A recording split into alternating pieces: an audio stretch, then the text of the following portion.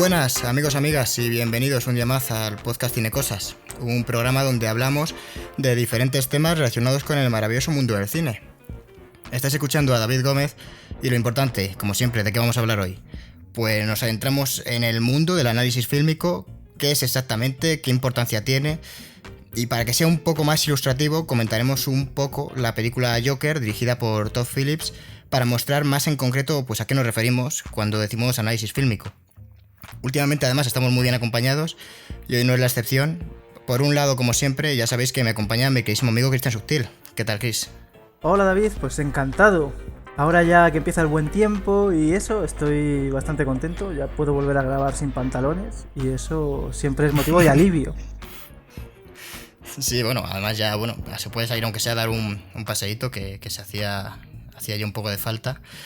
Pero bueno, además es un buen episodio, el penúltimo de la temporada, y continuamos con la racha de invitados. No sabemos cómo hemos conseguido esto, pero bueno, está con nosotros un auténtico maestro, doctor en comunicación audiovisual, ha cursado además un máster en historia y estética de la cinematografía y otro en nuevas tendencias y procesos de innovación en comunicación. Ha sido profesor en distintas universidades, impartiendo asignaturas como narrativa cinematográfica o análisis de la imagen, y ha escrito varios libros, entre los que se encuentran Espejos en Auschwitz, Apuntes sobre cine y holocausto, y Apocalipsis Pop, el cine de las sociedades del malestar. En fin, apenas he mencionado un poco de todo lo que ha hecho. Es un placer charlar hoy con Aarón Rodríguez Serrano. ¿Qué tal, Aarón?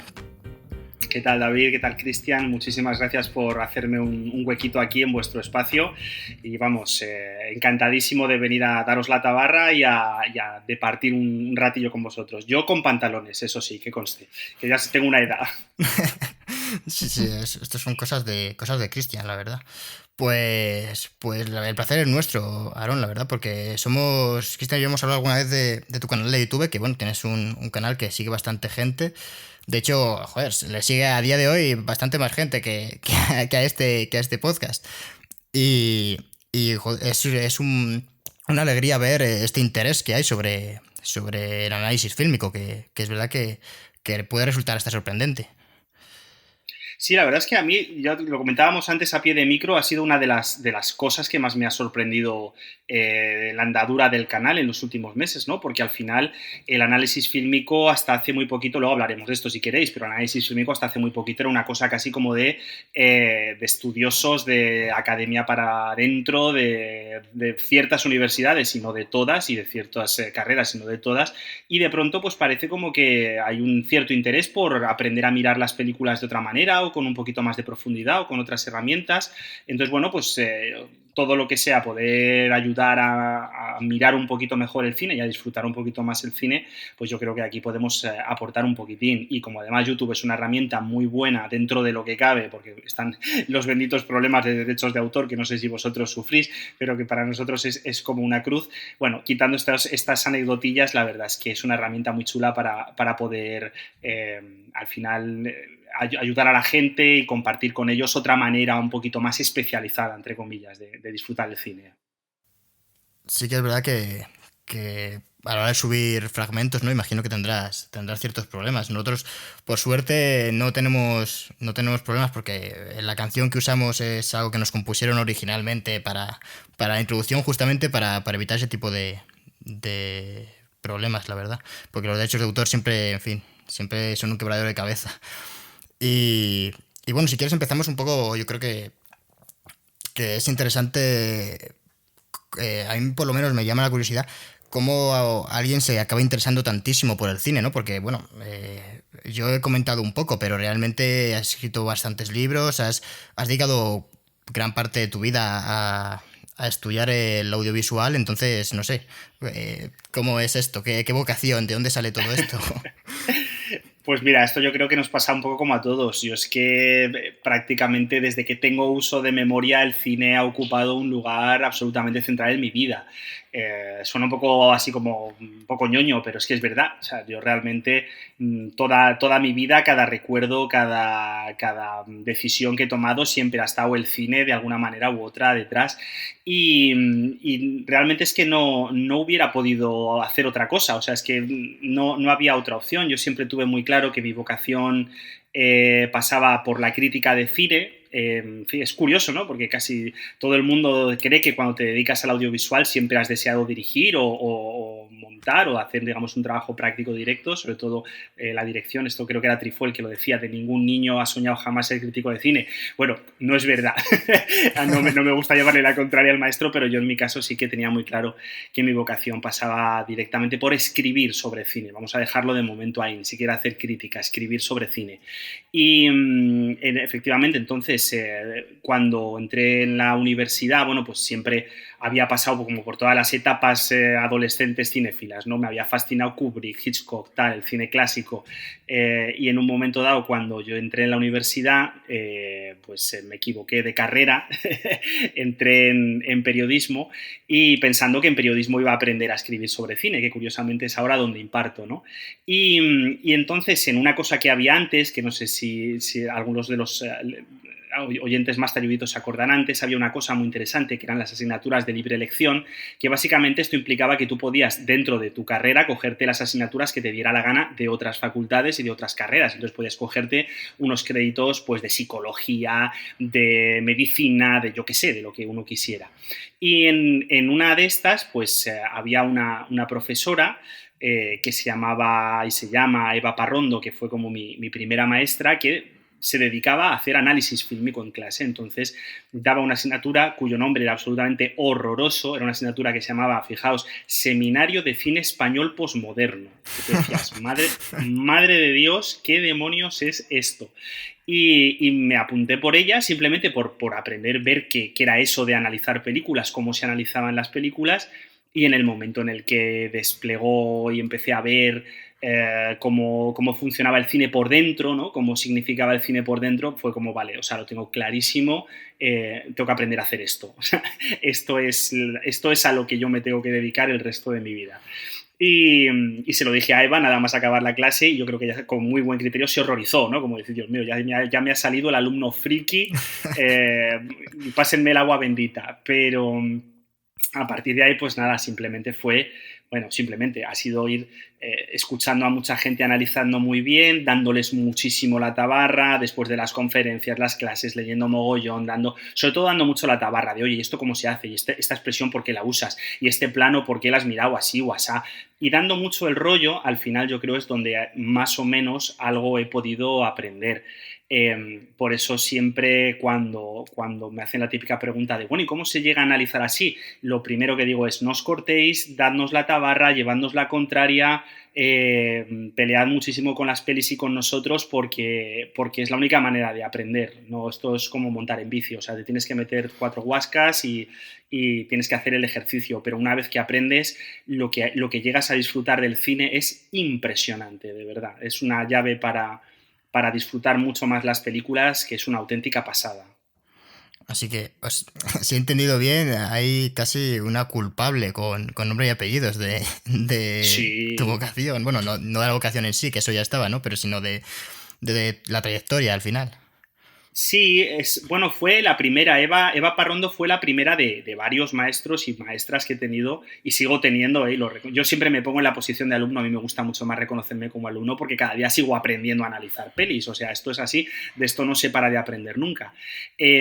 Lo que pasa es que, claro, hay algo muy bonito, hay algo que incluso, si me permitís la expresión, que es un poco pedante, pero yo creo que hay algo mágico. Cuando tú has visto una peli y te ha gustado mucho y no has entendido muy bien por qué, o te ha llevado a sitios que te han interesado, o quizá no la has entendido, pero quieres entrar a discutir con ella, y de pronto ves a alguien que se toma su tiempo, que sabe hacerlo, que te permite ver cosas que tú no veías antes o que no sabías que habías visto, ¿no?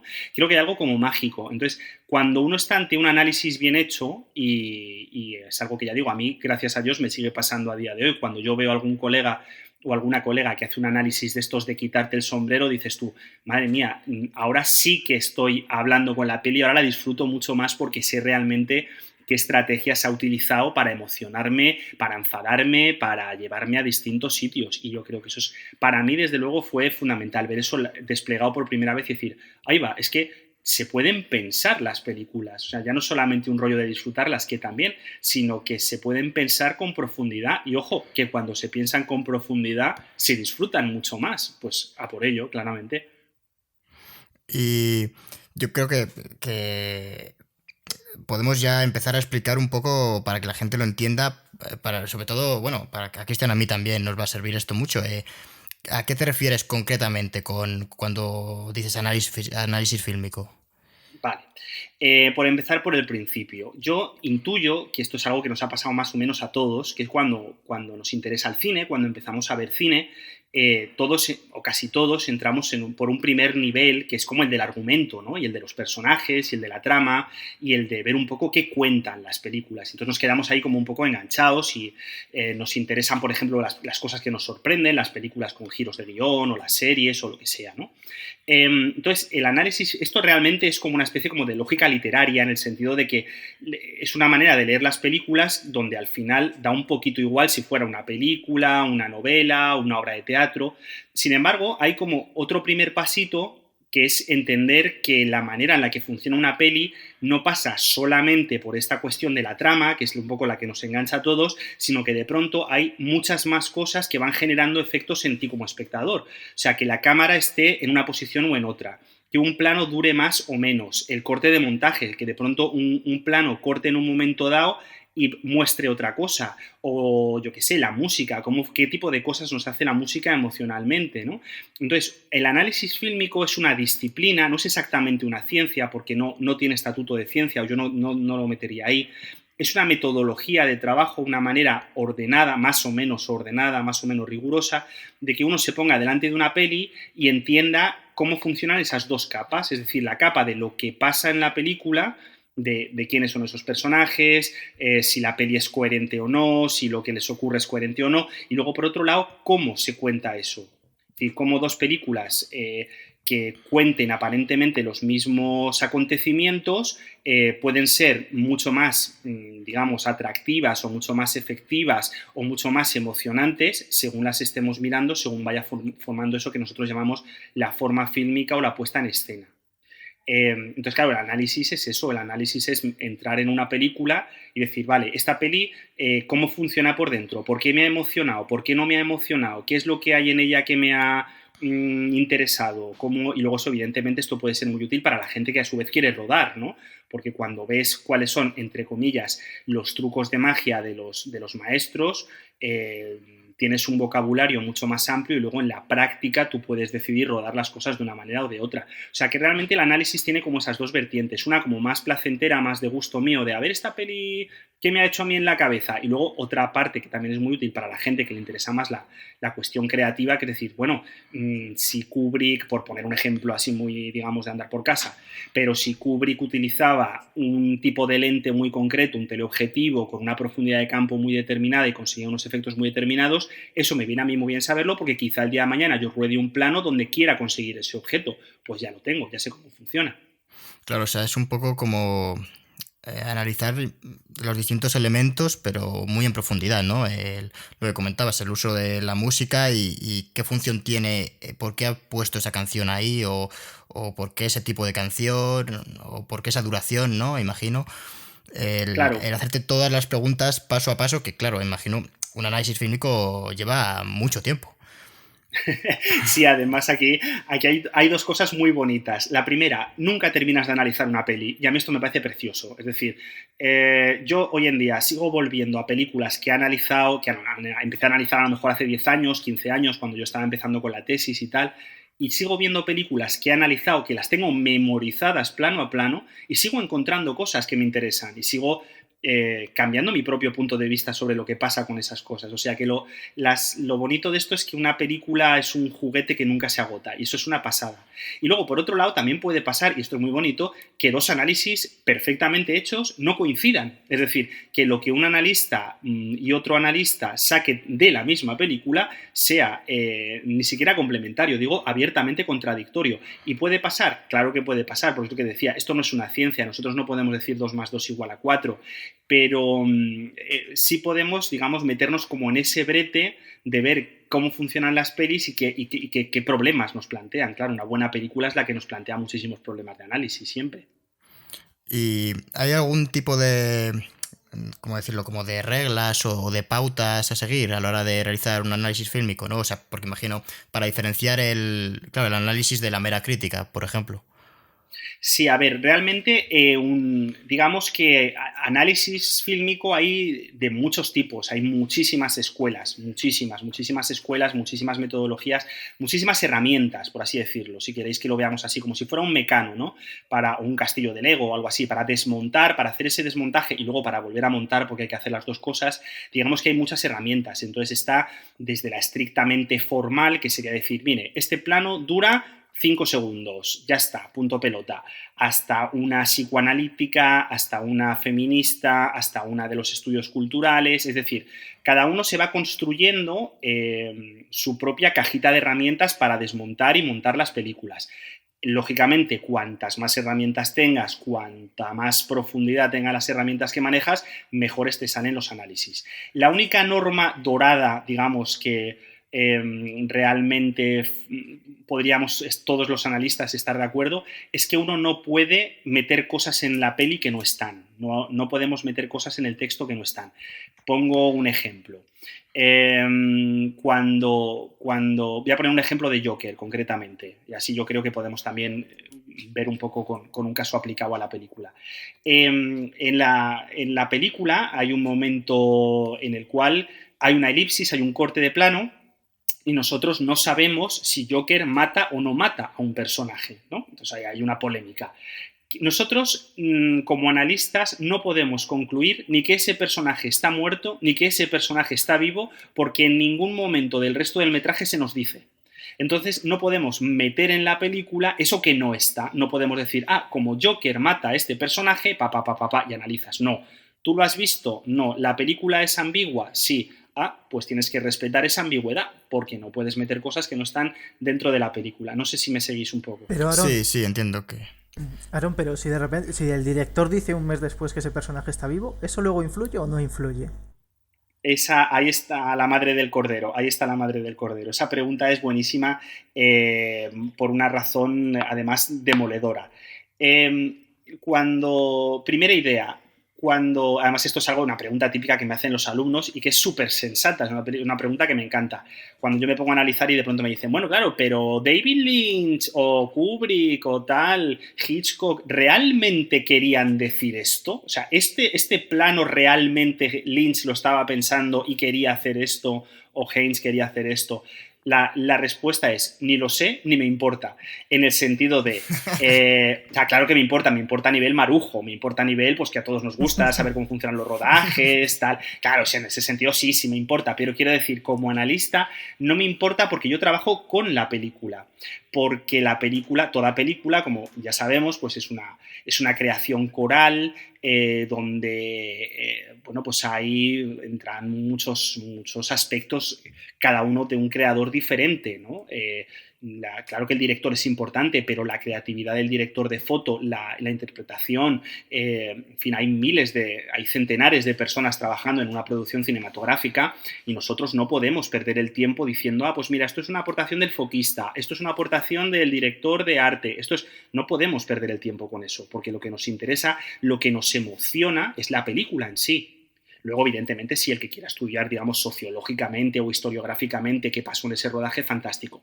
En el caso concreto de Joker, a mí esto me parece una falta, y además es uno de los problemas que yo le veo a la peli, es decir, a mí la peli me gusta, pero por supuesto soy crítico con ella porque tiene algunas cosas para ser crítico, me parece de muy mala educación que de pronto tenga que salir el director y decir, mire, ustedes no han entendido mi película, se la voy a explicar yo, porque yo en realidad lo que quería hacer era, y te cuenta su mandanga. Entonces, yo como espectador tengo todo el derecho del mundo a decirle, y si usted quería decir esto, ¿por qué no lo dijo? Es decir, si usted quería dejar clara esta idea, ¿por qué no lo dijo? Ahí hay que ser críticos, como espectadores y exigir que tampoco nos lo den todo mascadito, y en el caso de que un director tenga que aparecer a posteriori a explicar cosas de su película, evidentemente es que hay algo ahí que no está bien rodado, o que yo creo que es la otra teoría bastante más plausible, que en un momento dado el propio director quiso bajarle el pistón a la propia agresividad y a los propios problemas que tiene la película, de empatía con el personaje y tuvo que salir ahí para meter esa ñapa. Pero vamos, me resulta absolutamente impensable imaginarme a Coppola diciendo, no, es que mire usted, en la película del Padrino yo había pensado rodar una escena en la que no sé qué.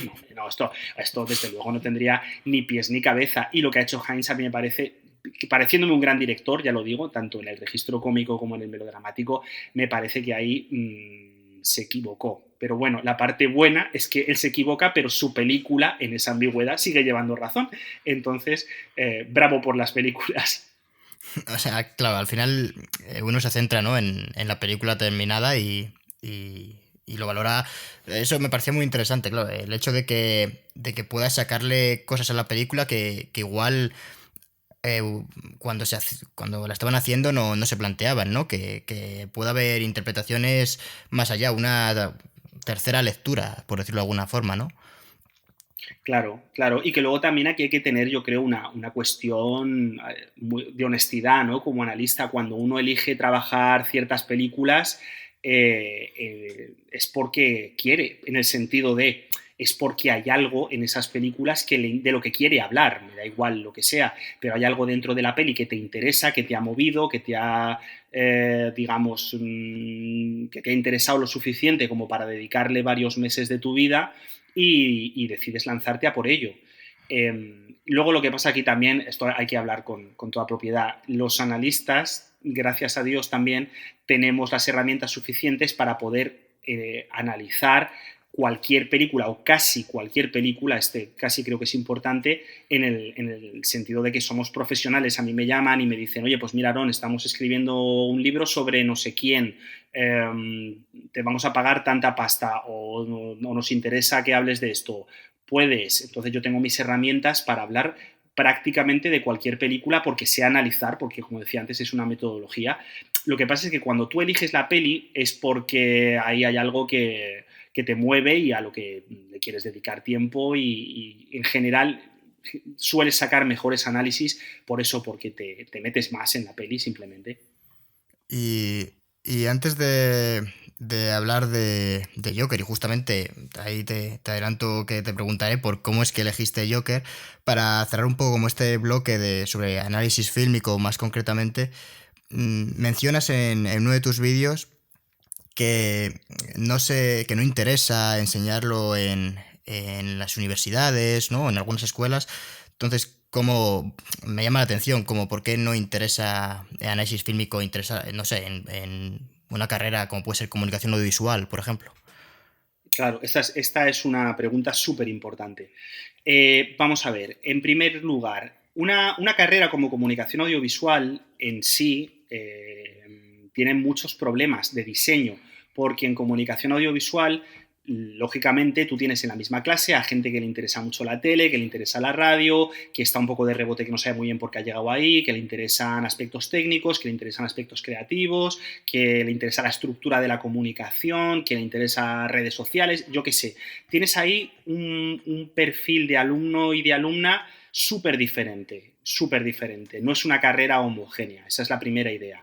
Entonces, cuando tú te coges lo que es el plan de estudios, lo primero que te llama la atención es que por obligación del ministerio, esto ya sería una cosa que había mucho que discutir, se obligan a quitarle créditos a la carrera para dar esas cosas un poco como amorfas, que no saben muy bien de dónde salen, tipo, pues vamos a dar unos créditos de historia, muy bien, unos créditos de lengua, fantástico, y unos créditos como de cosas que parecen como tercero de bachillerato. Entonces ya tenemos ahí el primer problema. Luego, segundo problema, dentro de lo que es el cine, simplemente, un trabajo serio de aprendizaje cinematográfico es algo que requiere muchos años, en el sentido de tú no te puedes quitar la historia del cine como se está haciendo en asignaturas de 4 créditos y de 6 créditos, porque es demencial, es que es imposible que una persona salga, ya no digo sabiendo analizar, digo sabiendo una base mínima de historia del cine, que es como el principio, ¿no? Y entonces uno empieza a tirar de ese hilo y al final el análisis fílmico es una parcelita muy pequeña, eso también hay que decirlo con total honestidad, es una parcelita muy pequeña en comparación con lo que puede ser guión, lo que puede ser dirección, lo que puede ser producción y disciplinas mucho más amplias que siempre, a mi juicio, deberían tener mucha más carga de créditos. Es decir, es impensable que a nadie se le enseñe, por ejemplo, a dirigir en un semestre. O sea, son cosas que cualquier persona sabe que eso no tiene ningún sentido. Entonces, partiendo de esta base, yo siempre digo, y se lo digo a mis alumnos, que comunicación audiovisual en realidad es como una especie de gran, y muchas otras carreras intuyo, pero esta en concreto, es como una especie de gran plataforma donde van desfilando distintas ramas de especialidad y con un poco de suerte encuentras alguna que te interesa lo suficiente como para tú, por tu cuenta, centrarte exclusivamente en esta. Este es como una gran parte de la foto. Segunda gran parte de la foto. Lamentablemente estamos como con este rollo de que la universidad tiene que servir como una especie de FP avanzado donde tú tienes que justificar que lo que tú estás impartiendo para tus estudiantes es absolutamente urgente porque les van a contratar. Hay miles de personas esperando a la puerta de la universidad. Estoy siendo irónico, obviamente, ¿no? Entonces tú tienes que garantizar de alguna manera que cuando tú estás en clase todo lo que tú digas tiene que tener una lógica empresarial, porque claro, lo más importante es que los chavales sepan utilizar Premiere y tú dices, vamos a ver, hay 2.000 millones de tutoriales de Premiere buenísimos en YouTube. ¿No será más inteligente enseñar a pensar qué significa montar? ¿Qué es el montaje? ¿Qué tipos de montaje hay? ¿Qué efectos generan los montajes? Distintos tipos de montaje, etcétera, etcétera. No, que aprieten botones, porque eso significa, parece que ir a la universidad ahora mismo es aprender a apretar botones. Eso también pasaba en mi época, ya lo digo. Entonces, claro, al final, tú como profesor tienes digamos, el reto, que es un reto muy bonito, yo me lo tomo como un reto, de convencer a las 80 personas que tienes delante de que analizar películas es algo que les va a hacer su vida mejor, pero su vida profesional, su vida personal y su vida como cinéfilos.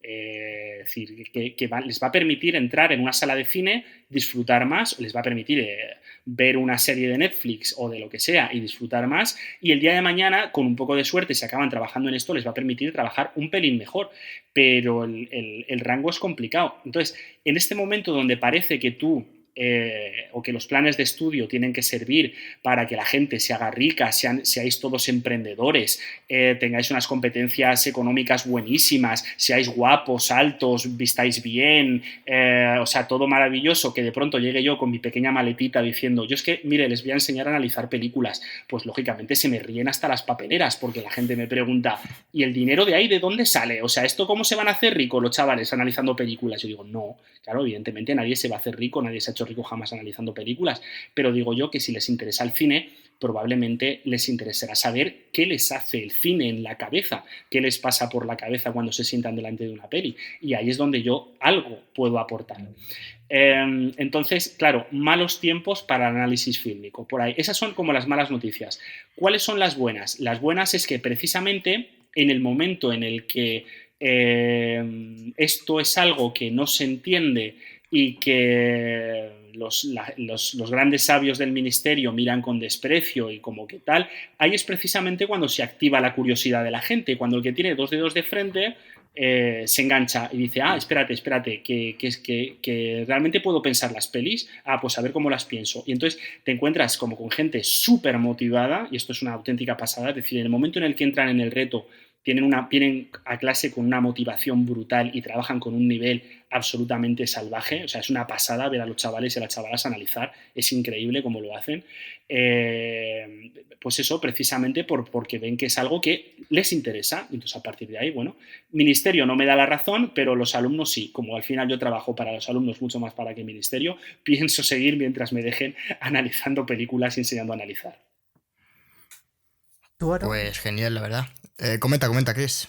Tú, Aaron, ¿qué es lo que recomiendas en principio para analizar películas? O sea, ¿qué es lo que debería hacer alguien que quiera empezar a analizar películas?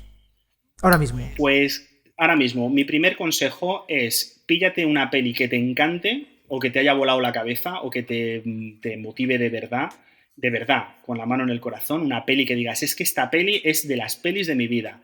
Siéntate delante de la peli, cógete una escena que te quieras saber cómo funciona, vete despacito, esa es otra norma básica de análisis fílmico, siempre despacio, parando, disfrutando, paladeando los planos, viendo cómo funcionan, tomándote tu tiempo con tus notas y luego encuentra una manera chula de contarle eso a los demás. Y ya está, y por ahí empiezas. Y luego, si queréis, hablamos de libros, hablamos de de manuales, hablamos de... porque hay algunos que son realmente muy buenos y hay lecturas porque hay que pasar por esas lecturas, pero el primer contacto siempre es tú y la peli. Habla con la peli y una peli que te motive para trabajar. No, no, eh, no creo que, sobre todo en los primeros análisis, no creo que sea ninguna buena idea de, oiga, es que usted tiene que analizar a Godard, porque con Godard va usted a aprenderlo todo. Bueno, pues a lo mejor yo quiero empezar por Indiana Jones, que también está muy bien y es una película extraordinariamente bien contada. O sea que al final esto es sentarte delante de la peli con tu cuaderno de notas, tiqui, tiqui, tiqui, apuntar y luego contar. O sea, no solamente sacar esa información, sino luego compartirla y ver qué se puede hacer con ella y darle una forma chula. Claro, y yo creo que es esencial que la peli, como dices, te guste, porque al final hacer, por ejemplo, yo cuando estaba leyendo, que luego lo comentaremos, el libro en el que habla sobre Joker, se ve perfectamente que ahí ha habido muchísimas horas y como no, yo qué sé, como no te guste Joker o no es una peli que te llame, realmente es pasar mucho tiempo con algo que no te atraiga, ¿no? Claro. A veces está bien, esto es un ejercicio un poco ya más avanzado, yo creo que a veces está bien atreverse a analizar cosas que a uno le pillan lejos como deporte, quiero decir, como disciplina, como reto también, ¿no? Porque al final pues está muy bien. O sea, yo, por ejemplo, soy absolutamente incapaz de escribir nada bueno sobre cine experimental. O sea, es un tipo de cine que a mí particularmente no es que no me guste, porque me gusta, pero no tengo herramientas para trabajar ese cine, lo digo con toda la humildad del mundo.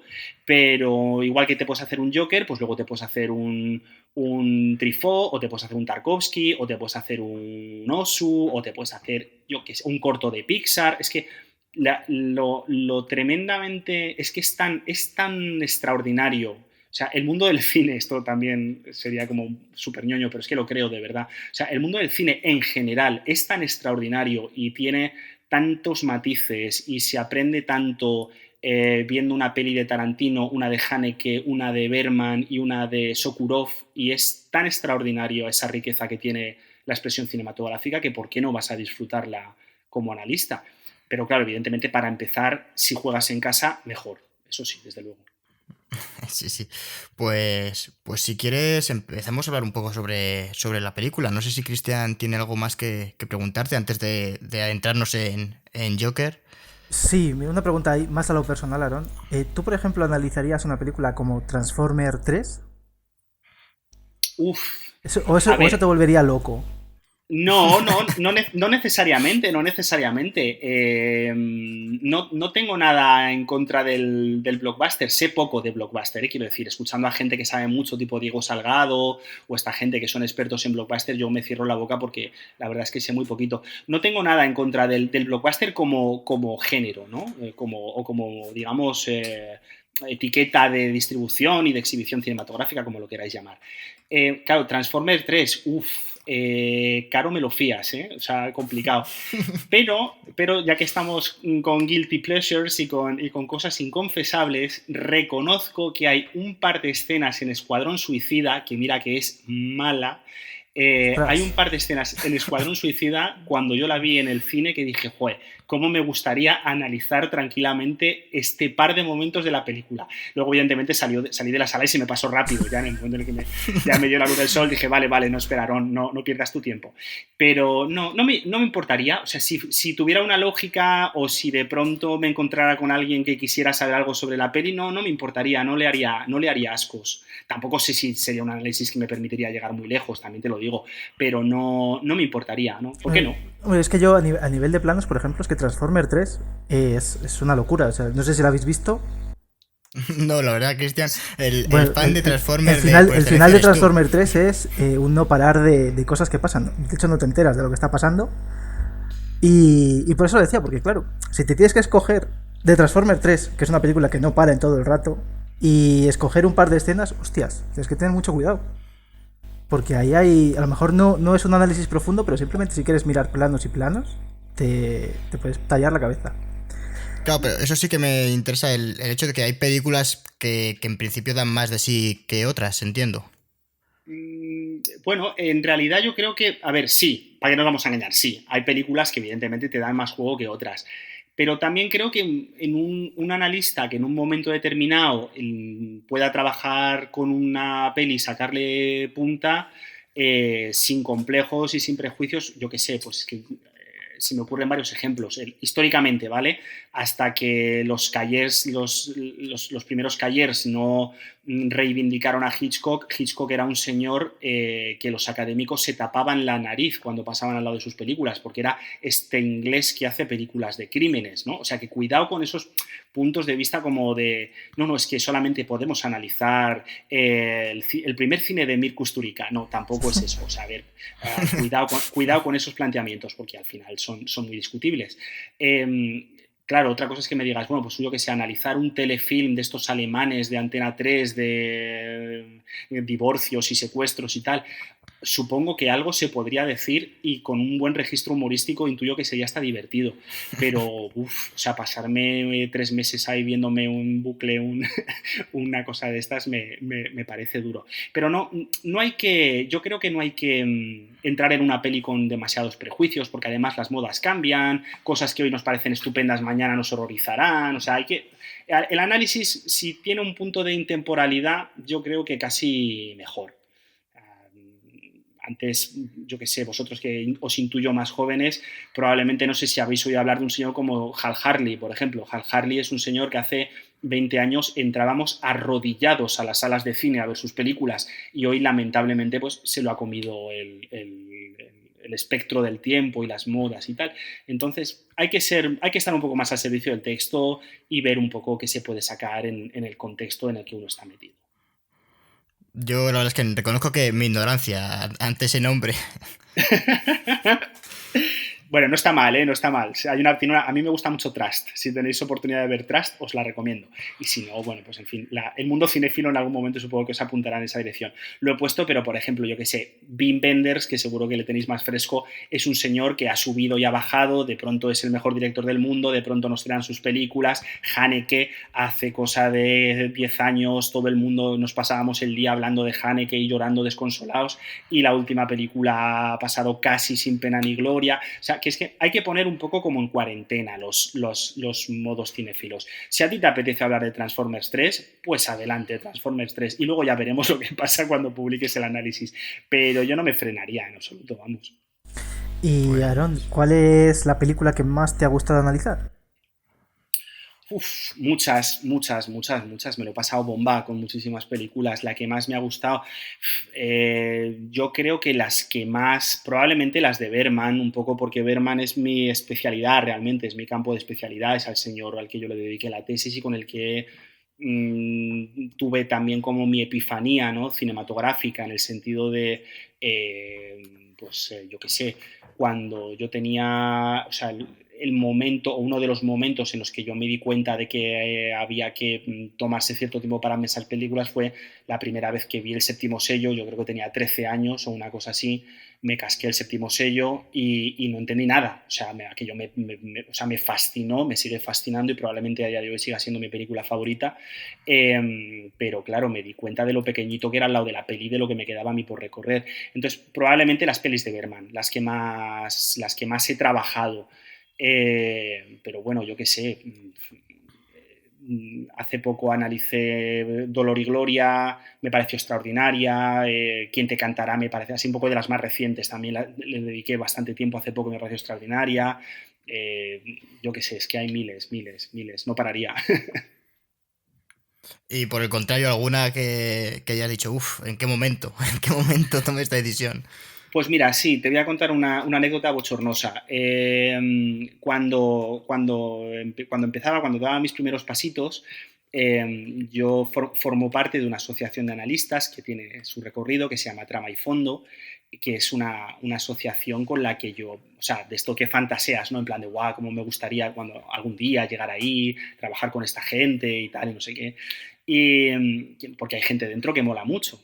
Y entonces, pues nada, nada más entrar en la asociación, salió como una convocatoria para análisis de la obra de Pasolini. Yo en aquel momento me había visto algo de Pasolini, no me lo había visto todo y se me ocurrió, pues eso, hacerme la integral, ¿no? De claro, pues me lo voy a leer todo, tal, pa. Y me metí con Medea.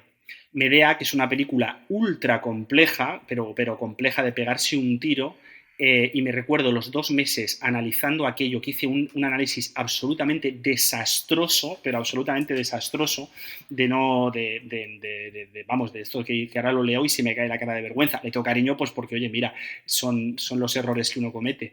Pero entre la presión de que iba a ser lo primero que iba a sacar en aquella revista con esa gente y tal, y que quería aparentar como ser súper listo y haberlo leído todo y controlarlo todo y no sé qué, y en realidad la peli la analicé fatal. Y no, la peli es buenísima, la peli es maravillosa, pero ahí metí la pata hasta el corvejón, y de esas tengo unas cuantas, o sea que, vamos, no me arrepiento o sea, me arrepiento, me dan vergüenza mis errores, pero les tengo cierto cariño. Has Sí, dicho, Aaron, que tú trabajas mucho Berman, ¿no? Y estoy viendo que vas a dar un webinario, me imagino que se llama, ¿no? No sé si lo he dicho bien, sobre Berman, el Sí, 24 de mayo. será, no sé si la fecha está ya cerrada, creo que es para finales de mayo, porque primero hay uno que va a dar nuestro compañero Alberto sobre Christopher Nolan, sobre el cine de Nolan, y si esto va a ser, vamos, tengo ganas, creo que va a ser una cosa chula, será como una especie de clase de hora y media, un poco introductoria realmente para ayudar a empezar a mirar a Berman. Va a ser como una invitación a Berman, ¿no? Directamente, ver un poco de dónde sale, qué es lo que más interesa en su filmografía, que es mucho, es un señor que tiene muchísimas películas. Es un poco, pues eso, guiñar el ojo y también pues entablar un diálogo, pero a un nivel muy, muy introductorio y muy eso de animaos con Berman, porque merece mucho la pena, de verdad. No es un sueco aburrido, es un tío que mola mogollón. Nosotros lo diremos en Twitter porque este podcast saldrá eh, unos días después, será publicado unos días después, Uh-huh. pero lo pondremos para que la gente se apunte. Y esto Eso lo es. escucharán, entonces sabrán, una vez escuchen esto, sabrán porque de repente estábamos publicitando aquello. claro, Es la es sorpresa. el teaser de este episodio. Pues si quieres empezamos a hablar de Nunca le dimos llorar, apunte sobre Joker, que es, para quien no lo sepa, lo hemos mencionado a lo largo del programa, pero es el libro que escribió Aaron y que está en su web en PDF gratis para que quien se lo quiera echar un ojo. Y bueno, claro, pues, lo primero que hay que preguntarte yo creo que es, que comentabas, ¿no? Que suele haber, aunque haya un ejercicio de a veces analizar cosas que están un poco fuera de la zona de confort, Joker sí que has comentado que te gusta, entonces, ¿qué viste en Joker para decir, oye, voy a analizar esta película, voy a dedicar un libro que, joder, es un análisis bastante extenso y muy interesante? Animamos a la gente que le eche un ojo, porque Cristian y yo sí que lo hemos leído y obviamente veros Joker antes, esto es esencial, si no, no tiene sentido. Pero bueno, Sí, sí. ¿cómo es que elegiste Joker? Pues mira, fue como un cúmulo de cosas, porque por un lado yo fui a ver la película la primera vez con cierto escepticismo, sobre todo porque yo soy un analfabeto funcional en cine de superhéroes, quiero decir, me las trago todas pues porque es mi trabajo, ¿no? Pero no llego a este nivel como de profundidad del Marvel Universe y tal, no tengo esas herramientas, no, es un mundo que me es muy desconocido, y la película la vi un poco como pues eso, fui al cine como con un poco de duda, ¿no? De ver un poco a ver por dónde iba la cosa, y sin especiales expectativas. Y de hecho, cuando salí del cine, os reconozco que tampoco salí especialmente deslumbrado, o sea, me interesó bien, había 4 o 5 cosas que me habían llamado la atención, pero en un momento dado fue, pues eso, lo típico de esos momentos clave, ¿no? Cuando uno ya se monta en el coche y va para casa conduciendo y está cenando y no sé qué y tal, y ve que la película sigue ahí, tiqui, tiqui, tiqui, tiqui, y ves que la película no te la quitas de en medio tan fácilmente. Y dices, vale, cuidado, porque aquí a lo mejor me apetece sentarme a pensar algo o a escribir algo. Y justo en un momento, o sea, Joker llegó en un momento personal, que esto es algo que hago mucho hincapié en el libro porque para mí al menos es importante. Llegó un momento personal en el que, por circunstancias médicas, digamos que prácticamente estuve como 1 año y pico, 2 años, y sigo estando pues con tratamientos médicos de familiares y teniendo que tener mucha relación con la sanidad pública en general, con los profesionales de la sanidad pública y tal. Y que además es un tema que está como de candente actualidad. Y entonces, antes del libro de Joker, lo último que yo había escrito era una monografía sobre Nanni Moretti, que está en cátedra, que era un libro muy optimista, como con mucha luz, porque además había coincidido como con el nacimiento de mis hijos. Entonces era un libro que era como voluntariamente ingenuo, que tenía como, lo escribí como con mucha alegría, con muchas ganas, porque además era un proyecto que llevaba ya muchos años detrás de él.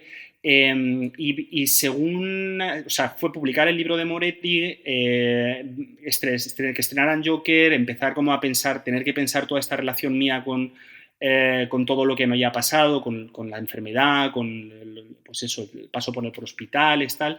Y fue como todo juntándose. Y en ese juntarse decidí empezar a escribir pues, unos apuntes sobre la película, vamos, no pensaba que fuera un libro, pues una serie de reflexiones, de notas, de pequeños comentarios, de cosas que consideraba que estaban bien contadas en la película, que era urgente decir ahora y que sobre todo estaban pues eso, poniendo el dedo en la llaga en una preocupación muy personal por la manera en la que probablemente nuestra sanidad no esté recibiendo la ayuda que merece y la gente que está trabajando allí pues está pues muy fastidiada, las familias están en una situación bastante fastidiada, entonces todo eso estaba en la película y se unió, o sea, fue una cosa como muy natural. Y en un momento dado, cuando esas notas empezaron a crecer, me di cuenta de que aquello era un libro, o sea, que aquello iba a ser un libro, pero tampoco quería que fuera un libro, digamos, al uso, porque no lo es, pues eso no es un libro, o por lo menos he intentado voluntariamente que no fuera un libro de cine convencional. Y hablé con Shangri-La, con la editorial, que es una editorial con la que trabajo mucho y con la que siempre me tratan súper bien y tienen, vamos, o sea, para mí es una referencia personal y de muchos años y les quiero muchísimo, les aprecio muchísimo, trabajan súper bien y sacan unos libros extraordinarios, ¿no? Y luego también los míos, pero sobre todo los otros. Y cuando les lo propuse, les dije, mira, yo este libro quiero que sea un libro de descarga gratuita, es decir, yo os doy el texto, pero quiero que esto esté al alcance de todo el mundo, porque la lógica del libro es una lógica de cuaderno de notas y es una lógica vinculada al tema de la enfermedad mental y pues eso, del tratamiento, del acompañamiento a los enfermos y tal. Entonces, yo quiero hacer este trabajo, va a ser una fricada, que lo sepáis, pero quiero que sea una fricada y que sea gratis. Y yo pensaba, digo, me cierran la puerta en la cara.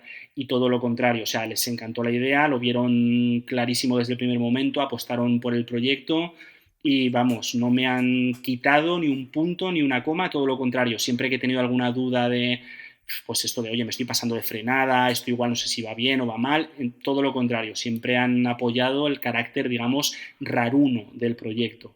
Entonces, pues eso, básicamente me puse a ir al cine como loco, a ver la película en salas una y otra vez y a trabajar con una copia de estas horrorosas, una grabación de estas de un país eslavo con cámara de vídeo, o sea, una cosa como súper precaria, pero me divirtió mucho, era una experiencia que me hacía mucha gracia lo de irme al cine ahí con mi cuadernillo y sentarme ahí al final a apuntar cositas y luego ya cuando salió en digital la peli ya se pudo trabajar, ya lo terminé de anclar y ya saqué el libro, digamos, en la forma en la que lo habéis leído vosotros. ¿Cuántas veces viste Joker? Buah, no sabría ni decirte directamente. En salas la pude ver pues una decena de veces fácil, probablemente. Y luego en casa, en fragmentos, ni se sabe, pero bueno, tampoco es la peli que más he visto para analizar, ¿eh? También te digo que algunos otros análisis me han hecho meterme en más visionados. O sea, que no es especialmente... Y además ha aguantado bien, que esto es una cosa que es muy raro, porque prácticamente todos los visionados de la película siempre sacaba cositas, siempre es una peli que me ha permitido sacar cositas, o sea que en ese sentido creo que fue una buena elección, no me arrepiento de haber tomado o sea, de haberla hecho de esta peli de esta manera. Si quieres, sobre todo de forma que sirva como ejemplo de que hemos estado hablando de análisis fílmico, comentar, ya no te digo una escena, ni porque en fin, ya sabemos que eso como que lleva mucho tiempo, ¿no? Pero algunos ejemplos concretos de Joker para que la gente diga, ah, vale, esto es de lo que estaban hablando. Entonces, vale, no sé si sí. hay algo en concreto, en fin, es Sí. todo lo que tú nos digas. Hay muchas digamos, muchas partes de la película que merecen mucho la pena. por ejemplo, a mí me interesaba mucho, voy a lanzar así algunos planos que probablemente tengáis en la cabeza, me interesaba mucho el primer plano sostenido de Joker sin maquillaje. Hay un momento brutal al principio de la película cuando le pegan la primera paliza, ¿no? Y él está ovillado en el suelo, está protegido y de pronto aparecen esa especie como de letras amarillas que taponan absolutamente toda la pantalla, ¿no? Y vemos cómo se enjaula, cómo se enclaustra el personaje. Y ahí hay un corte directo de montaje y hay un plano donde pasamos a Arthur, que está en la consulta de la trabajadora social, y empieza a reír. Es la primera vez que vemos al personaje sin maquillaje y está riendo. Es un plano que dura aproximadamente 38 o 39 segundos, creo recordar, hablo de memorieta. Pero es un plano donde no te puedes despegar del personaje y es un plano súper violento, muy violento, porque es un momento absolutamente anarrativo, es decir, anarrativo, ¿qué quiere decir? No aporta información sobre la diégesis, no sabemos dónde está, no sabemos cómo ha llegado ahí, no hay ningún cambio en el personaje, no hay ninguna información, solamente hay una pregunta, que es ¿de qué se está riendo este tío? O sea, ya que hemos visto que le han dado una paliza brutal y en un momento determinado, ¡paf!, hay ese corte en montaje y estamos 30 y pico segundos pegados a esa cara. Ahí me parece que hay como una idea que juega muy bien Hines durante toda la película, que es el problema del rostro de Joker, ¿no? El problema de cómo el rostro de Arthur, en primer lugar, se va convirtiendo progresivamente durante toda la película en lo que es ese rostro final absolutamente pintado y tal. Y yo creo que, por ejemplo, este primer plano se puede conectar muy bien con otro primer plano absolutamente estremecedor de la película, que es el momento en el cual él está escribiendo esta famosa frase en su cuaderno ¿no? de lo peor, o sea, lo peor de tener una enfermedad mental es que los demás esperan que te comportes como si no la tuvieras o algo así, es el chiste, sí, entre comillas, que plantea, ¿no? Y en ese momento Hines utiliza el primer plano, el más cercano, la escala más cercana al personaje, además es en contrapicado, es desde abajo, entonces de pronto ves como la cara de Phoenix se convierte como una especie de máscara monstruosa, y es un plano muy arriesgado porque por un lado es inevitable sentir una empatía ante ese señor, ante el sufrimiento que ese señor está escribiendo, pero por otro lado es realmente monstruosa la manera en la que tú ves cómo él es incapaz de entender el mundo en el que vive, ¿no? Cómo su cuerpo se retuerce, cómo parece seducir a la cámara, hay un plano justo lateral, creo recordar, en ese momento. Entonces es muy bonito, por ejemplo, una cosa que hace muy bien Joker es analizar los choques de planos, cómo a lo largo de la película los planos parecen estar repitiéndose, van rimando unos con otros, por ejemplo, los planos en el espejo, una y otra vez, los planos que no encajan, por ejemplo, hay una cosa que me llamó mucho la atención, luego la he leído por algún otro lado, muy bien explicada, en la escena de la escalera, la famosa escena de la escalera, cuando él baja bailando. Si hacemos el desglose de planos, mi primera sorpresa cuando yo hice ese desglose es que los planos no encajaban, es decir, la escena no está contada, digamos, de manera lineal, sino que los planos están directamente, por así decirlo, barajeados, ¿no? Están como movidos, como desplazados. Por poner un ejemplo, si nos fijamos en la posición de él en la escena, si nos fijamos en el cigarro, si nos fijamos en cómo, por ejemplo, en un plano levanta la pierna y en otro plano hace otra cosa con la mano que no puede ser, ¿no? Entonces, cuando uno se va fijando en esos detalles y se da cuenta con qué cuidado la escena se ha desilvanado, se ha roto, se ha partido en pedazos, ¿no? Esto es muy interesante porque, digamos que mentalmente es algo que tú no te planteas. Para ti la acción sucede cronológicamente. Sin embargo, ¿qué es lo que te está diciendo el montaje? Que algo no encaja, que algo no está encajando ahí. Y cuando al final aparecen esos dos policías, que creo que es un gran acierto de planificación, ¿no? Esas dos sombras al final del plano que en un momento dado entran en foco y ya vemos que son los dos policías, es como que esa especie de mundo dislocado, roto, partido en pedazos, que por otro lado es el mundo de Joker, de pronto se reordena y ya volvemos otra vez al montaje cronológico y las cosas vuelven a pasar en solución de continuidad.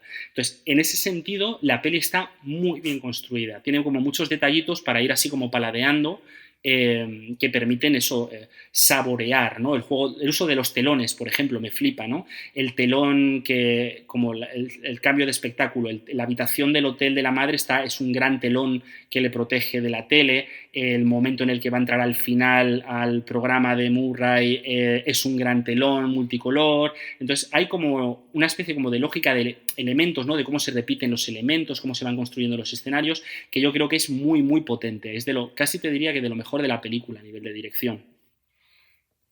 Sí, a mí me gustó mucho un apunte que leí en el libro, concretamente del plano, que hay una elipsis en el que le acaba de pegar un puñetazo Bruce Wayne, se apoya en el lavabo y hay un corte a él apoyado, pero en el lavabo de su casa y con un cambio de iluminación brutal.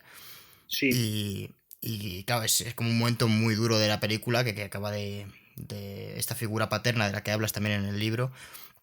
Y claro, es interesante, ¿no? El ir viendo distintos elementos. Por ejemplo, antes comentabas el baile, que también, claro, uno de las cosas que descubres cuando analizas una película, por ejemplo, como es Joker, es qué significa este baile, ¿no? Que aparentemente, a lo mejor en una primera pasada no le das una importancia más allá de, bueno, es el Joker, está loco, pero sí que es verdad que tiene ciertos patrones, ¿no? Baila en determinados momentos y al final se convierte en una especie de símbolo, ¿no?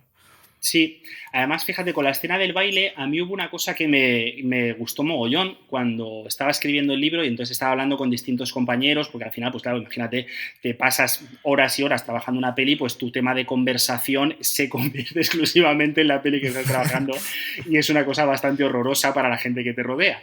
Y entonces estaba hablando con José Antonio Palau, que es otro analista buenísimo y otro maestro también, y me decía estábamos hablando de esto y me decía, es que claro, para mí la escena del baile está a la altura de los grandes números de los musicales de la Metro. Y entonces cuando a mí me dijo eso me quedé así como parado, como con esto de los ojos entrecerrados y la bombilla encendida de, vale, espérate porque lo que acabas de decir es importante. No se me habría ocurrido jamás pensar Joker como, o sea, desde la lógica del musical, evidentemente no es un musical, es obvio, pero sí desde la lógica del uso del montaje vinculado a la lógica representativa del musical. Y es que, claro, en ese momento de la peli, de pronto te das cuenta que no estás ni en una peli de superhéroes, ni estás en un melodrama, ni estás en una peli, digamos, de gran profundidad psicológica. Es que es un musical, efectivamente. Analizas los planos y te das cuenta cómo son los planos, el plano nadir, los ralentizados, la manera en la que utiliza los detalles. De pronto dices, claro, copón, es que esto es escritura lingüística de musical, no clásico, pero sí claramente manierista, y ahí vamos, yo no me di cuenta, o sea, fue como un rollo de decir de pronto, es que es verdad que el montaje aquí cambia y el código expresivo va por otro lado. Igual es una cosa muy obvia y cualquier espectador lo vio, pero para mí fue como un descubrimiento, decir, pues sí, tengo que pensar desde aquí la escena porque no la había analizado, no la había pensado de esa manera. No, y de hecho, yo eso no lo había pensado, pero cuando estaba leyendo el libro y llegué al momento en el que la música que suena en ese momento era la que tenía Joker en la cabeza, ahí me quedé a cuadros. Dije, coño, ¿cómo no me he dado cuenta de esto? Si además es que me parece que está ahí, ¿no? Que es muy fácil de pensar. Y claro, por eso ahí entendí por qué de repente hay ese cambio de música de la canción de rock que está sonando, de repente al instrumento de cuerda de... Es que no me atrevo a decir el nombre de la compositora. Yo tampoco me atrevería, pero vamos, sí, sé exactamente el momento en el que te refieres, sí. Sí, cuando está en la... Y a mí ese momento, hasta que no lo leí en el libro ayer, y luego vi la película, dije, coño, es verdad, o sea, no... A mí era algo que me sacaba de la película, o sea, en plan, me parecía muy feo, me parecía algo terrible hacer eso, porque el momento está muy guay, y de repente, cuando cambia la música, a mí ya de repente me asquea profundamente. Porque es que a mí Joker ni siquiera es una película que me haya gustado. Entonces, eso me parece como muy feo. Pero, coño, claro, leyendo tu libro dije, hostias, pero si es que es verdad, esto es así y gracias a Dios que lo he leído. Dale caña a la peli, con toda confianza. O sea, por favor, no os cortéis. A mí es que Joker me parece una película O sea, yo lo voy a decir, a mí Joker me parece una mierda, pero porque lo he dicho en este podcast 200 veces. Porque Sí, sí, ha quedado claro. sobre todo me parece que es una película que intenta ser más inteligente o yo qué sé, o más poetic cinema que lo que realmente es. Que es una película que está hecha para que te entretengas, que no tiene o no debería tener tampoco ningún otro, o sea, otra existencia más, que es una película al final que es de superhéroes que nos han intentado colar, que a lo mejor eso no es ya ni cosa de Todd Phillips, ni de Joaquin Phoenix, por supuesto, ni de nadie que esté trabajando de manera artística, sino de marketing, que esta película era la hostia y tal, y muchas personas parece que han visto aquí en esta película algo nuevo en el cine. Por ejemplo, José Luis García, que dijo que a él le había encantado, yo solo puedo entender que le haya encantado. Y, y coño, yo es que no veo nada en Joker, nada. O sea, a mí Joker me parece una película que de haber tenido otro nombre, nadie le hubiese dado tanto bombo. Es probable, ¿eh? De hecho, o sea, comparto, no, evidentemente no desde un punto de vista tan crítico, aunque lo entiendo, o sea, entiendo perfectamente el argumento. eh, a mí que la película se llame Joker, en realidad es lo que menos me interesa de la película. O sea, y lo digo como analista, y de hecho en el libro creo que lo digo al principio, que es que no es una película que crea que tenga mucho sentido pensarla desde la lógica del cine de superhéroes, porque no es una película realmente que esté hablando, sobre todo por una cuestión muy sencilla, porque el planteamiento del mal, que es un poco, que es un tema que a mí me interesa mucho, el planteamiento del mal en Joker no es el planteamiento del mal del género superheroico. No sé si me explico, es decir, el mal tiene muchos rostros, pero cuando estamos en general, salvo excepciones muy puntuales, en lo que es el mundo de los superhéroes, el mal es un operador textual que tiene que servir única y exclusivamente para poner de relieve lo bueno que es el héroe, ¿no? Es como una especie de dialéctica que se establece. Aquí el mal tiene otra complejidad, va por otro lado y tiene otras aristas, es decir, no, para mí o sea, por mucho que efectivamente provenga de DC y tenga esa especie como de pátina visual heredera de los cómics y tal, no, aparte de que ya digo, mi conocimiento es muy limitado, no me interesó a la hora de hacer el análisis. Y entiendo perfectamente este argumento que, ya digo, es uno de los argumentos que más suelo escuchar, ¿no? Es que esto no es una película, digamos, que te vaya a cambiar la vida o de gran profundidad. No, evidentemente no es un Angelopoulos, eso está clarísimo, no es un Tarkovsky o no juega en esa liga, evidentemente tiene unas deudas intertextuales absolutamente demenciales con Taxi Driver, con El Rey de la Comedia, con... Lo que pasa es que dentro de esa especie como de problemas y algunos problemas de construcción gravísimos, y ojo, un problema gordo que tiene la película en lo que toca a la representación de la feminidad, de la racialidad y etcétera, que es espeluznante. O sea, la lectura de género y en tema racial de la película es absolutamente demencial, es una cosa absolutamente loca. Yo creo que sí que permite por lo menos establecer algunas líneas de diálogo muy interesantes sobre temblores concretos que tienen ahora tanto la sociedad como el cine contemporáneo. Es decir, para lo bueno y para lo malo, Joker creo que es una película hija de su tiempo. No sé si me explico. Sí, además la expresión hija de su tiempo es algo que hemos dicho varias veces en este podcast. Teníamos un profesor de filosofía que lo decía mucho. Pues mira, me alegro de seguir sus pasos, porque sí, yo creo que va un poco por ahí los tiros.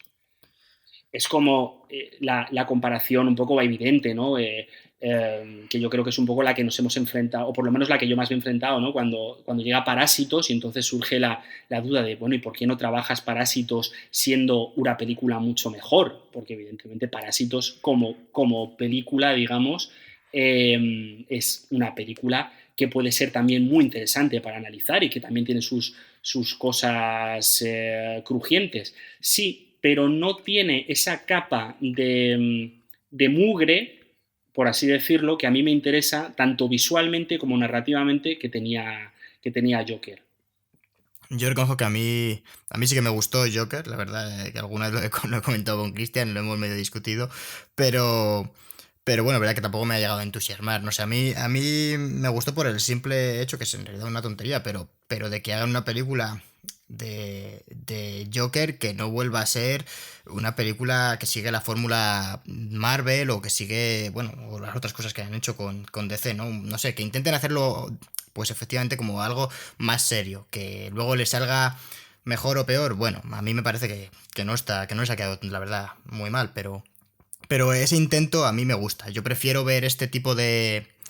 Claro, eso ya es algo personal, ¿no? Pero me prefiero que intenten explorar este tipo de vías, de coger un personaje, intentar hacer esta especie de construcción, que tirar por una historia que, bueno, no sé, que fuese más... en fin, que hubiese pasado sin pena ni gloria y hubiese sido igual, ¿no?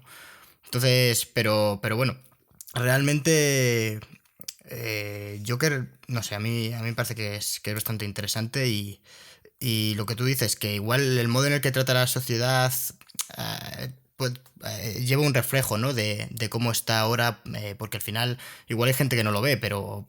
Y es verdad que en Joker me parece como que está igual un poco exagerado, igual al beber de los cómics puede ser que Gotham al final es...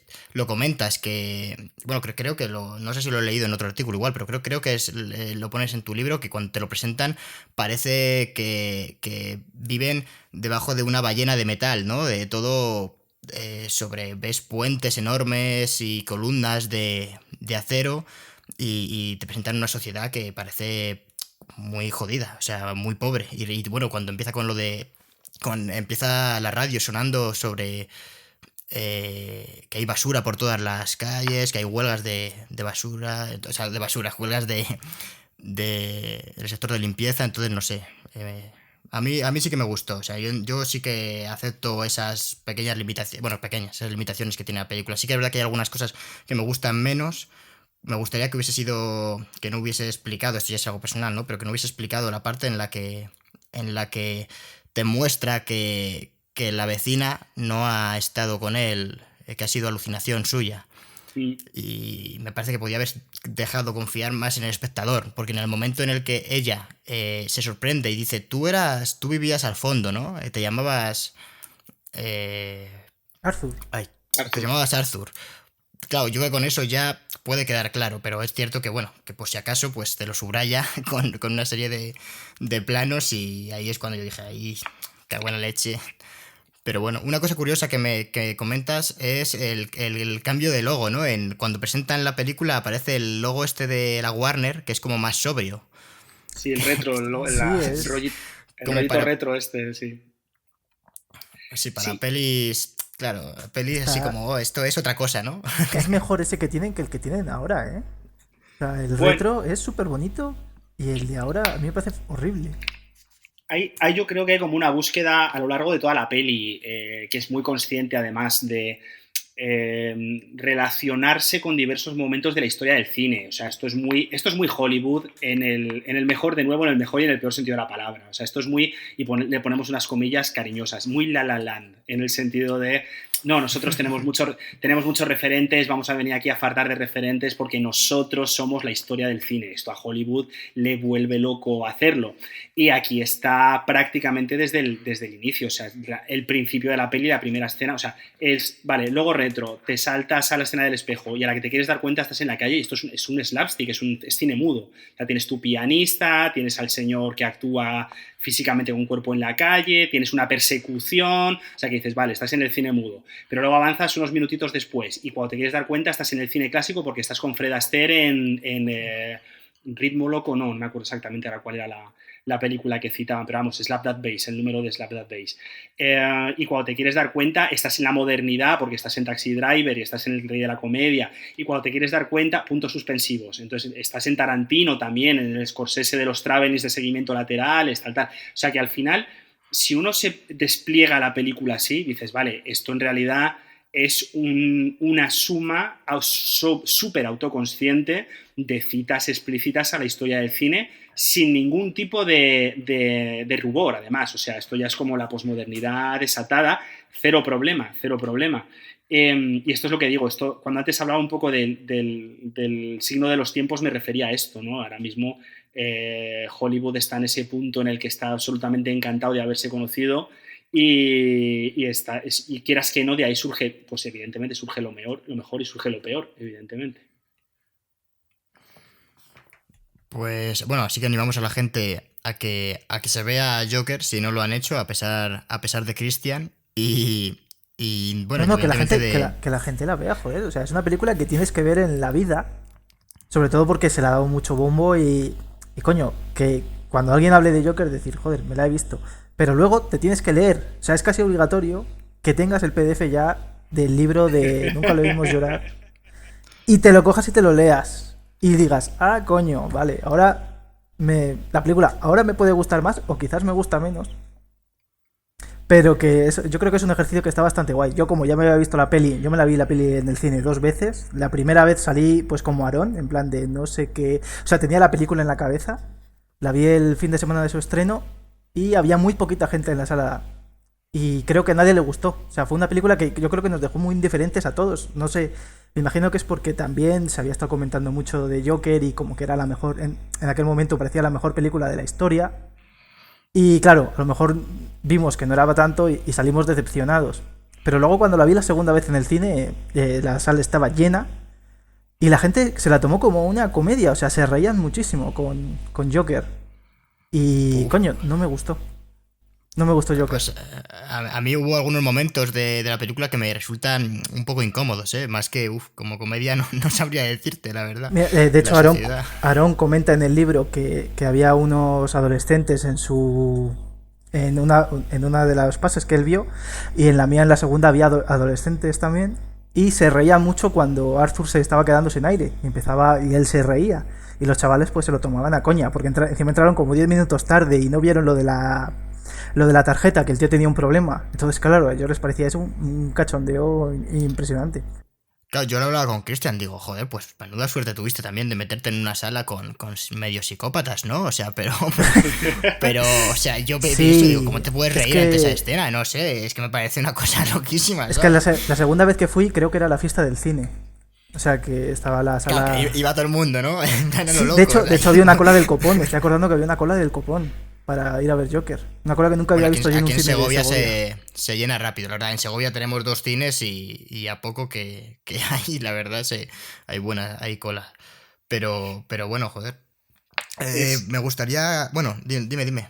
no, no, que es curioso lo que comentabais de la risa. A mí vamos, supongo que como todo cinéfilo, ¿no? Pero a mí me encanta ver cine en sala porque me parece que el cine en sala te da, como muy bien habéis apuntado, te da como una pátina de la peli, de por dónde van los tiros, no qué se respira en la sala, cómo se comporta la gente. A mí esos son datos que me interesan muchísimo, aunque luego no me sirvan para análisis, pero me gusta mucho porque me permiten pensar mejor la peli. Y el tema de la risa nerviosa en el cine, o la risa psicópata, como la has bautizado tú, que me gusta mucho el término, es muy loco. Yo recuerdo, esto es anécdota de abuelo Cebolleta, pero yo me acuerdo en una proyección de La pianista, de la película de Haneke, hay un momento determinado donde la protagonista se automutila, vamos, o sea, se corta los genitales con una cuchilla y tal.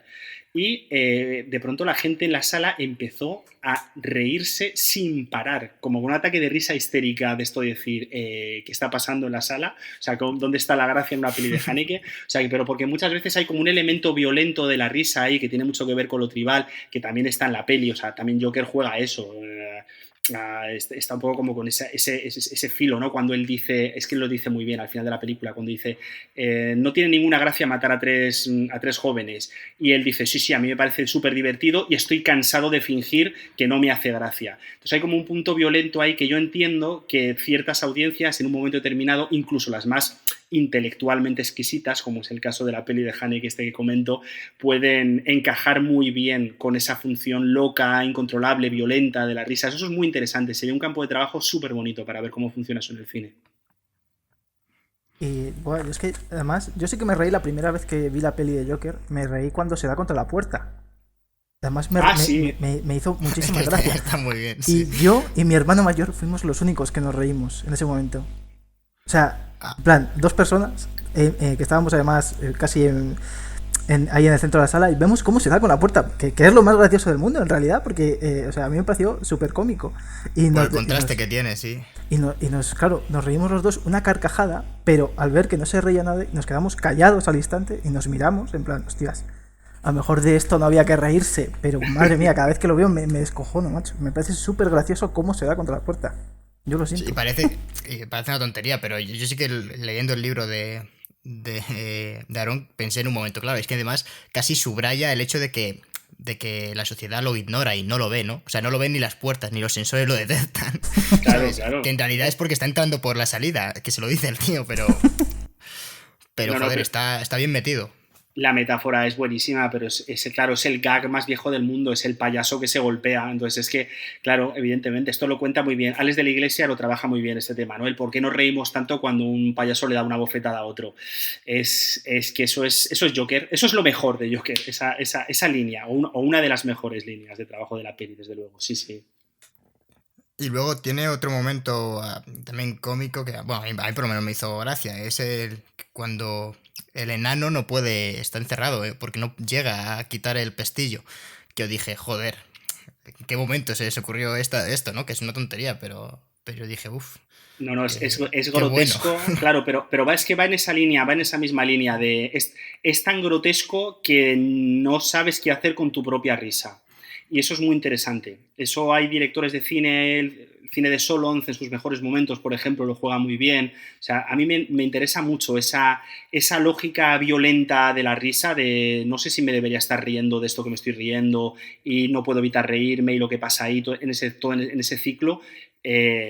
A mí me interesa muchísimo. Y eso estaba también en las anteriores películas de Phillips. Quiero decir, a mí hay una lectura que no me dio tiempo a meter en el libro porque hubiera sido muy, muy costoso, pero me hubiera gustado mucho hacer, que es el cruce entre el monólogo final de Arthur en la tele, vamos, cuando ya es Joker, cuando él está haciéndose esa especie como de reflexión sobre los límites del humor y todo este tema, con las pelis de resacón, con lo que se pone en marcha en las pelis de resacón, que al final son películas que funcionan en torno a la violencia de la risa, en torno a, pues eso, a chistes de transexuales, de no sé qué, de masculinidades que se caen, de todo esto que parece molestar tanto a ciertos sectores contemporáneos.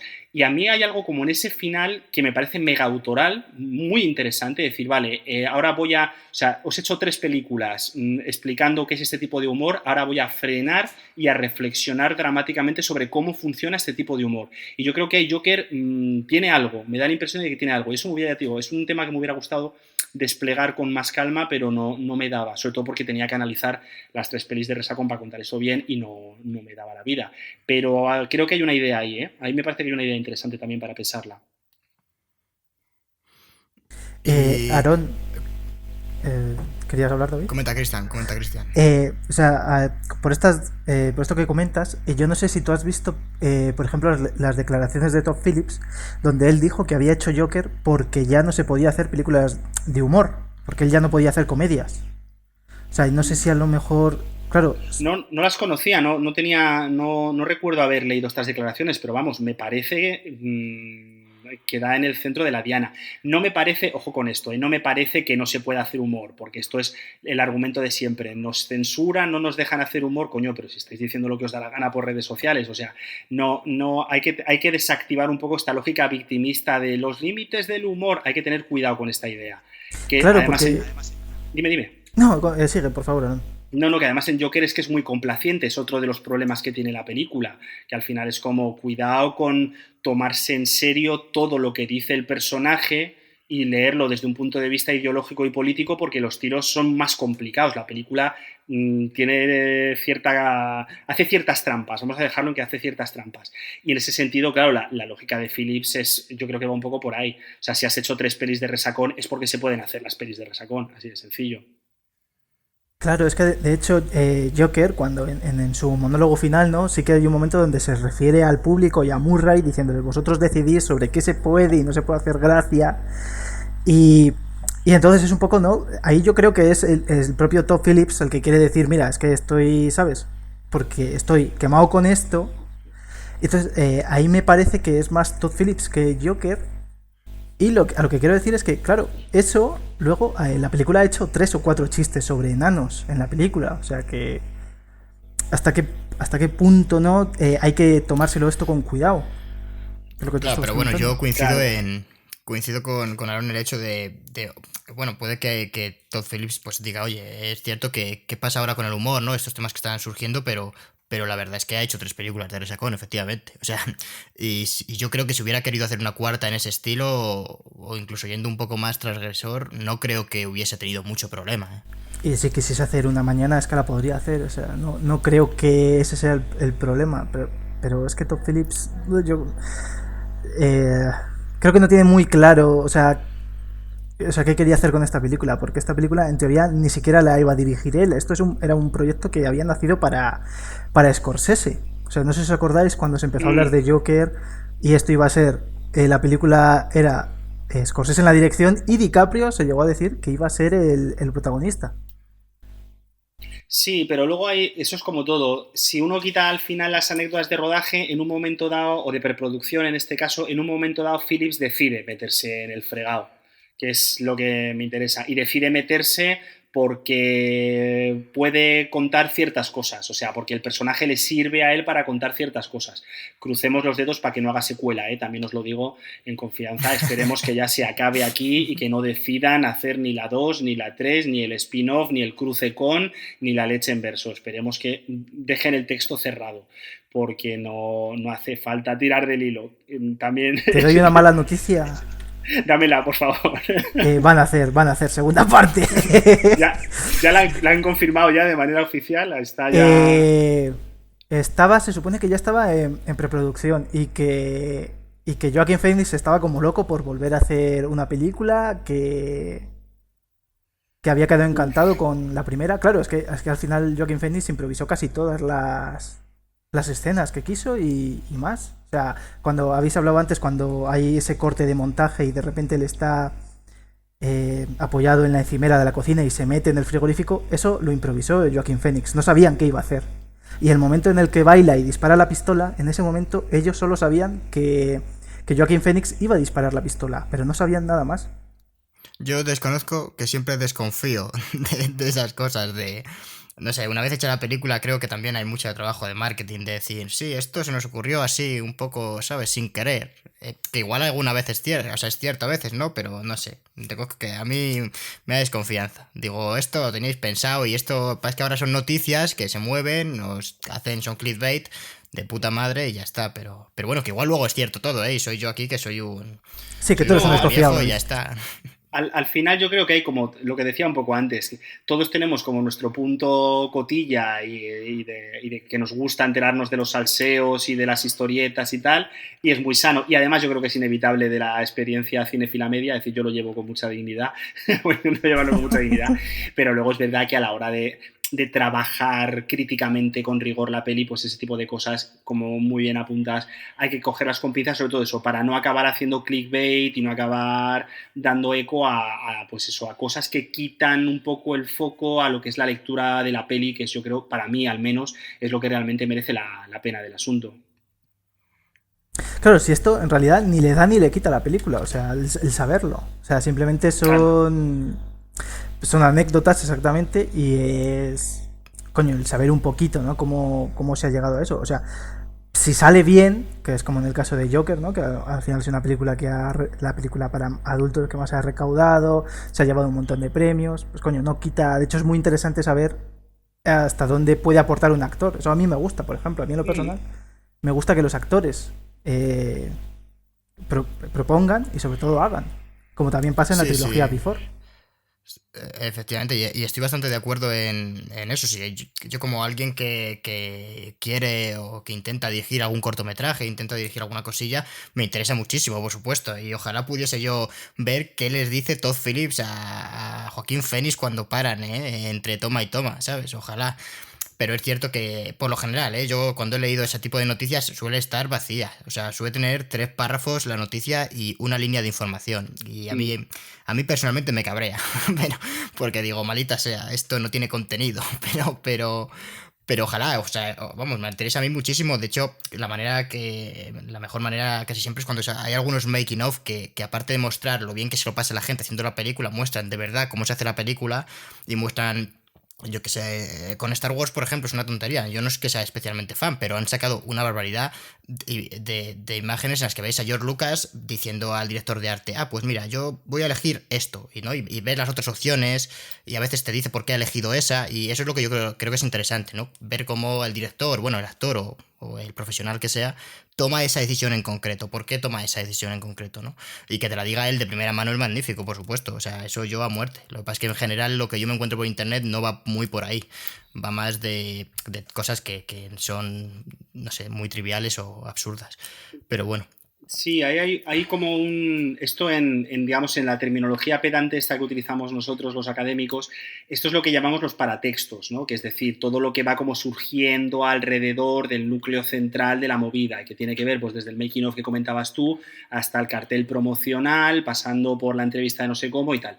Entonces, estos paratextos a mí me resultan interesantes en tanto en cuanto me permiten aprender cosas, por ejemplo, del apartado técnico que yo no controle muy bien, pues todo lo que tiene que ver con lentes, todo lo que tiene que ver con procesos de cámara, todo lo que tiene que ver con dirección de foto, por ejemplo, y todo lo que, digamos, me va a dar, un poco volviendo a la metáfora del principio del programa sobre la caja de herramientas, todo lo que va a ayudarme a que mis herramientas para leer la película estén más afiladas. Entonces, en ese sentido, si es una información que luego a mí me va a ayudar a entender mejor cómo significan esas cosas, pues vamos, yo encantado de la vida, claro que sí.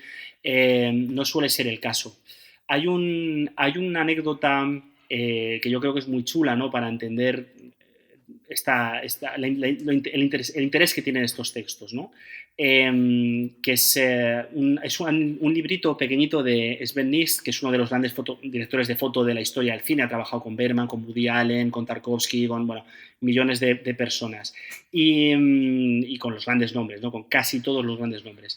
Y es muy bonito porque en este libro lo que te permite precisamente es ver cómo ese trabajo sobre el encuadre, ese manejo de la luz, esa sensibilidad para poner o quitar fuentes de luz, verlo funcionando, ver cómo se razona, pero sobre todo ver cómo se razona emocionalmente, o sea, entender cómo de pronto un director de foto no es un señor que entra a un plató y tiene una chuleta y decide encender 4 fuentes y ya, sino cómo mediante ese diálogo con el autor, con el director en este caso concreto, consiguen la atmósfera visual que requiere la escena. A mí acceder a ese tipo de documentación me parece un privilegio, vamos, me parece fascinante. Que la norma, digamos, divulgativa de la prensa no va por ahí, bueno, hay de todo, hay que buscar, tenemos que hacer el esfuerzo por buscar con un poquito más de precisión, pero bueno, existir existen, o sea, esos documentos existen afortunadamente. claro, en eso estoy de acuerdo, que existir existe y de hecho la aprovecho para preguntarte, porque sí que sé que, pues, bueno, es seguro que conoces webs o páginas, revistas que nos puedas recomendar y que tú consideres que son de calidad. Nosotros hemos leído, bueno, en algunas de las fuentes que citas, ¿no? Mencionas, por ejemplo, un artículo sobre Joker de Álvaro Albonés, que la verdad es que es muy interesante. Entonces, no sé si nos puedes dejar, entre comillas, mencionar algunos recursos para la gente que le haya interesado pueda buscarlos si no los conoce ya.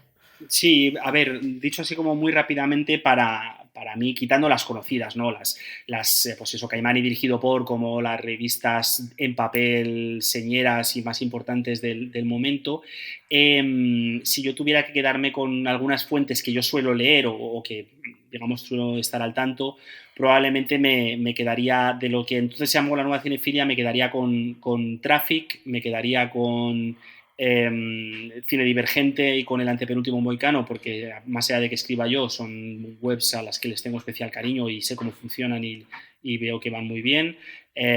Cosas de los archivos de Miradas de Cine también están muy bien, merece la pena consultarse. El texto de Arbonés que citabas, el de Canino, es un texto muy pertinente, muy duro, además con la película súper crudo y misericordia, de lo mejor que yo he leído sobre la peli. Y eso, y cada vez, la verdad es que cada vez me parece que lo que es formato podcast y formato YouTube también está tomando más y más cuerpo. Entonces, un poco, yo creo que compatibilizar la lectura de lo que son eso, revistas especializadas, ¿no? Revistas de cierta altura cinematográficas, con eso, con el trabajo que hacéis vosotros desde los podcasts y desde tal, al final hoy en día es absolutamente factible tener una formación cinematográfica rigurosa y sólida y un poco al nivel que cada uno quiera. O sea que tenemos muy buenas fuentes. Yo creo que estamos viviendo un buen momento a todos los niveles, ¿no? A nivel de eso de podcasting, a nivel de generación de vídeos de YouTube, a nivel de revistas. Estamos en un momento bueno y hay que aprovecharlo y cada día surgen más alternativas y más colegas en la crítica haciendo cosas interesantes, o sea que yo la verdad es que estoy muy contento con el panorama español, pues con sus cosas mejores y peores y nosotros tirándonos los trastos todos los días y con broncas y salseos y tal, es inevitable. Pero tenemos muy buen sector crítico y eso también hay que ponerlo encima de la mesa, que en general el sistema crítico español de cine es muy bueno. Tenemos una joya, bueno, español y hispanoparlante, digamos, de Latinoamérica también. O sea que eso hay que ponerlo también encima de la mesa. Mencionabas antes que algunos libros sobre... bueno, que se podían leer algunos libros sobre esto, sobre... Ay, que estoy ahora... Análisis. Sobre análisis fílmico, efectivamente. Y bueno, por hacer mención, ¿no? Que alguno en concreto que digas, bueno, que sea sobre todo introductorio, porque imagino que la gente que esté escuchando este podcast posiblemente pues no sean expertos ahora mismo en análisis fílmico, ¿no? Claro, poquito a poco. Esto es poquito a poco y con cuidado, con cariño y sin volverse loco, porque es verdad que la cosa se puede complicar mucho. A nivel introductorio, yo creo que hay varios textos, ¿no? Pero probablemente si yo tuviera que recomendar alguno para empezar, me quedaría con los libros de Jacques Aumont, que editó en Paidós. Él y su equipo, son libros que hizo con un equipo de gente muy buena. Análisis del film, estética del cine, es una dupla son dos libros que se editaron en Paidós. Las malas noticias son que hoy en día es prácticamente imposible conseguirlos en tienda porque están súper descatalogados. Las buenas noticias es que en 2 minutos de búsqueda por internet aparecen. Entonces no hay excusa para no hacerse con ellos o con sus PDFs. Está muy feo lo que estoy diciendo, pero es que es así. O sea, son libros por los que yo pagué en su momento y ojalá pudiera la gente pagar por ellos, pero como no se editan, pues no se pueden acceder. Entonces, estos dos libros son muy, muy, muy buenos, son muy claritos, te permiten entender muy bien la diferencia entre análisis, crítica, historia del cine, te dan como una foto de las distintas escuelas de análisis que hay, un poco por dónde puedes tirar, te ayudan a entrar un poquito en la semiótica, un poquito en el psicoanálisis, un poquito en las distintas escuelas y te dan la foto. Entonces, ya con esa foto tú ya decides un poco por dónde sigues leyendo, por dónde vas y en qué te quieres especializar. Pero son muy chulos y son muy asequibles, son muy, muy, muy fáciles de leer y muy agradables de leer. O sea que a mí ese me parece fundamental. Y luego con el que empezamos todos, o sea, el clásico este que dices tú, ¿para dónde empezar? El arte cinematográfico, el Borwell y Thompson, lo llamábamos, el libro de David Borwell y Thompson, que se llama así, el arte cinematográfico, una introducción, que también estaba en Paidós.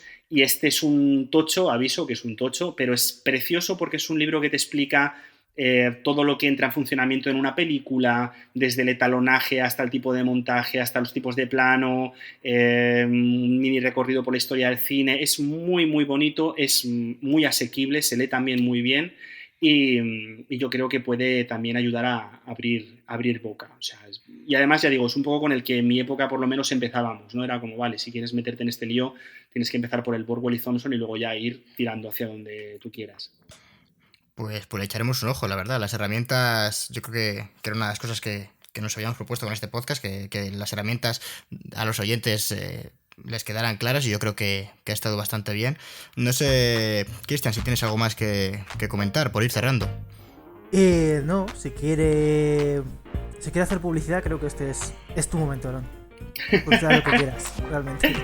No, hombre, no, publicidad que va. No, simplemente pues eso, daros las gracias por haberme invitado y por este ratito de charla que ha sido muy, muy agradable y eso, animar a los oyentes a que se metan en el mundillo del análisis fílmico si les gusta el cine, que lo hagan sin ningún tipo de complejos y por puro placer y que disfruten mucho de la lectura de las películas porque es una pasada, es un mundo que de verdad es una pasada y se disfruta mogollón. Pues agradecerte a ti que nos hayas dedicado este tiempo. Sí que animamos aquí a la gente a que se pase por el canal de Aarón, que no hemos mencionado creo, pero lleva su nombre, Aarón Rodríguez Serrano, y está muy interesante, la verdad.